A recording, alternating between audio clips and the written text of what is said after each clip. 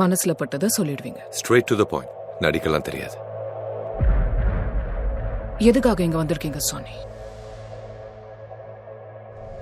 நீங்கெல்லாம் கண்ணாடிய பார்க்கும்போது உங்க கண்ணுக்கு நீங்க ரொம்ப ரஃப் அண்ட் டஃப்பா, நமக்கு ஒண்ணுமே ஆகாதுன்னு, நமக்கு யாரு ரூல்ஸ் போடுறது, நம்ம தனி காட்டு ராஜா,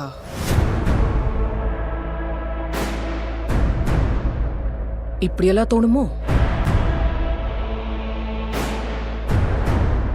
அது எதுவுமே இங்க வேலைக்காகாது.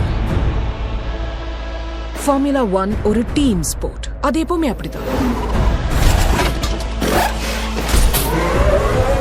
சரி, இப்ப நேரா விஷயத்துக்கு வரேன். உலகமே அசந்து போற மாதிரி நீங்க ரேஸ் பண்ணலன்னா நம்ம வேலை போயிடும். ஒன்னும் பிரச்சனை இல்லையே. இல்ல. இப்ப எல்லாரும் மனசுலயும் ஒரே கேள்விதான், எதுக்காக சோனி ஹேஸ் F1க்கு திரும்ப வந்திருக்கான்? ஏபெக்ஸ் இந்த மாதிரி வயசானவங்களுக்குலாம் சான்ஸ் கொடுக்குறாங்கன்னு நினைக்கிறப்போ எனக்கு பெருமையா இருக்கு. ஃப்ரீயா விடு. உன்னோட ஃபாஸ்டா ஓட்டுறேன்னு காண் உனக்கு.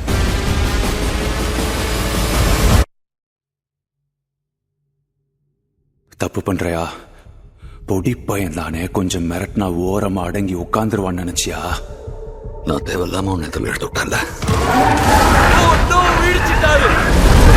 இதான் அந்த இன்னொரு டிரைவரா? பார்த்து அப்படி தெரியலையே. ஆள் பார்க்க சும்மா ஹீரோ மாதிரி இருக்கானேடா. என்ன பண்றாரு புரியலையே. பிளான் சி ரெடியா இரு. லக் இருந்தா ஜெயிப்போம், ரைட்? லக்க நம்பி ஓட்டுறவன் ரேசர்ல. வேற ஏதாவது சொல்லணுமா ப்ரொஃபசர்? வெறித்தனமா ஓட்டணும். மச்சான், அந்த மேஜிக்லாம் நம்புற? கடுப்பேத்தாத. நீ ட்ராக்ல சாவறதுக்கான உன்னை இங்க வர வச்ச. மூணே இல்ல, சும்மா தெரிக்க விடுறோம்.